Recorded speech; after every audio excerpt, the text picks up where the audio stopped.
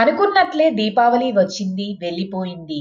అందరూ ఎంతో ఆసక్తిగా ఎదురు చూస్తున్న గ్రేటర్ హైదరాబాద్ ఎన్నికల నోటిఫికేషన్ ఏ క్షణంలో అయినా వెలువడే వీలుందని చెప్పక తప్పదు. ఇప్పటి వరకు ఉన్న అంచనాలకు భిన్నంగా తెలుగుదేశం పార్టీ గ్రేటర్ ఎన్నికల్లో పోటీ చేయాలని భావిస్తోంది.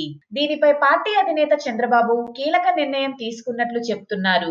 ఈ మధ్యనే గ్రేటర్ ఎన్నికల సందర్భంగా రివ్యూ నిర్వహించిన బాబు గ్రేటర్ ఎన్నికల్లో పోటీకి సిద్ధమవుతున్నట్లు పేర్కొన్నారు. తాజాగా ఈ అంశంపై ఫుల్ క్లారిటీ ఇచ్చేశారు.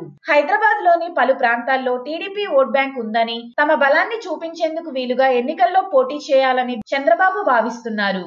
తాజాగా నిర్వహించిన వీడియో కాన్ఫరెన్స్ లో గ్రేటర్ లోని ప్రతి అసెంబ్లీ నియోజకవర్గానికి ఓ రాష్ట్ర స్థాయి నాయకుడికి బాధ్యతలు అప్పచెప్పి 4 దశల్లో అభ్యర్థుల ఎంపిక పూర్తి చేయాలని భావిస్తున్నారు.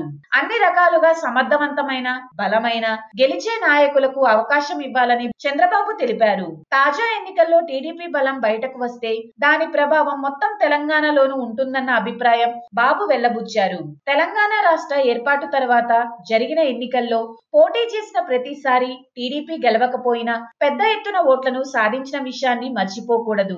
2019 ఎన్నికల్లో 13 స్థానాల్లో పోటీ చేస్తే గెలవని సీట్లలోనూ టీడీపీ భారీ ఓట్లతో 2వ స్థానంలో నిలవడం ఆశ్చర్యం. అయితే తెలుగుదేశానికి ఉన్న ఒకే ఒక బలహీనత ఏంటంటే టీడీపీ పోటీ చేస్తే కేసీఆర్ సెంటిమెంట్ ను వాడుకుంటారు. దానివల్ల టీఆర్ఎస్ లాభపడుతుంది. ఈ విషయాన్ని గట్టిగా తిప్పికొడితే మళ్లీ టీడీపీ బలపడే అవకాశం లేకపోలేదు. ఎందుకంటే టీఆర్ఎస్ పై వ్యతిరేకత పెరిగింది. ఇక సెంటిమెంట్ ఇప్పుడు వర్కౌట్ కాదు.